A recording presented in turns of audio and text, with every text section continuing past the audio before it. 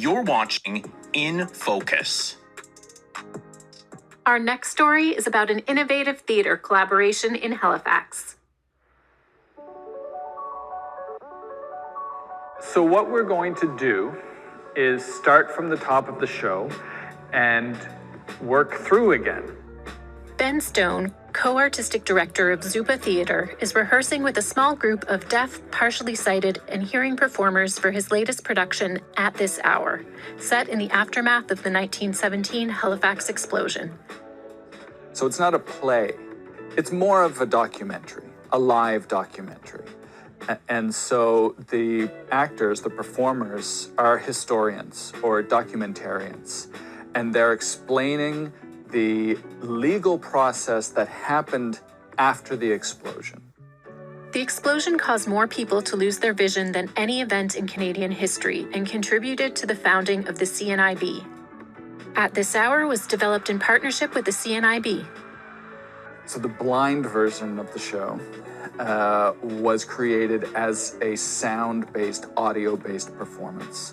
Sort of like a live podcast that has sort of surround sound aspects to it. Philippa Coleman is a CNIB client and a co-creator, writer, and performer for the production. It's been a challenge occasionally because in some ways theater is a very visual thing, so it's kind of been a learning experience for everybody involved. Like, they've been very good at accommodating and figuring out, like, how can we do this? Hey, so when the ship is coming towards you, if you pass, you want to the left. Same as cars, keep to the right. Another collaboration for the production is with The Signs of the Maritimes, a deaf theater troupe. Jim McDermott is one of the troupe's founders and a deaf performer in At This Hour. The voice you will hear is that of an ASL interpreter. For us as deaf actors, using Maritime Sign Language, which is also known as MSL, is an essential part of this process. There may be people who've never seen certain signs that are MSL, especially those from Western Canada. It's important that we showcase those signs that are unique to the deaf community from the East Coast. During the performance, deaf and hearing cast members are paired off and positioned side by side. Each pair performs their parts simultaneously. Initially, I was quite nervous thinking about how we, the deaf actors, were going to work collaboratively with other actors who are not deaf, especially when we need to say our lines simultaneously.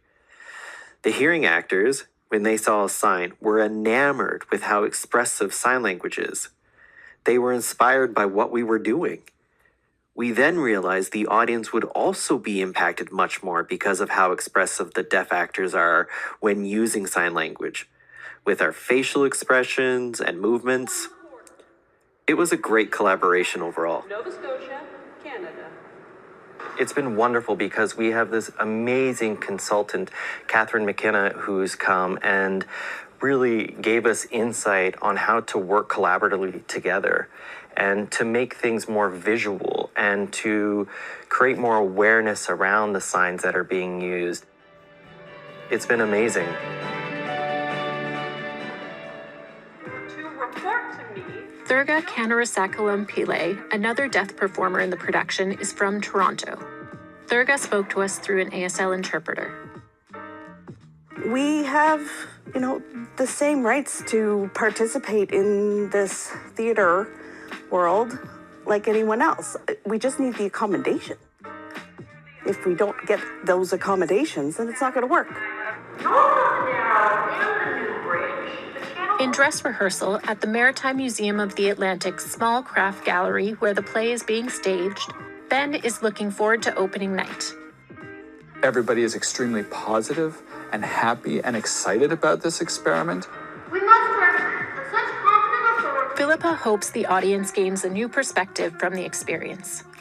In terms of disability and in terms of advocacy, I think they can take away that something can be developed for different disabilities, and it doesn't have to feel like something that is tacked on.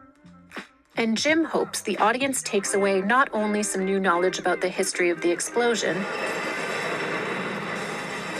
but a fresh appreciation for deaf actors. And I hope that, the audience, specifically the hearing audience, sees not only how we translate the script, but also how we translate the sounds that are a part of the performance.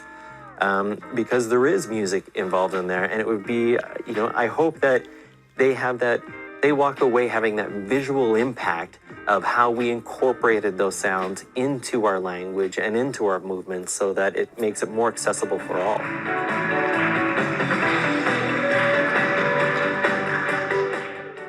Email us at feedback@ami.ca. Thanks for joining us.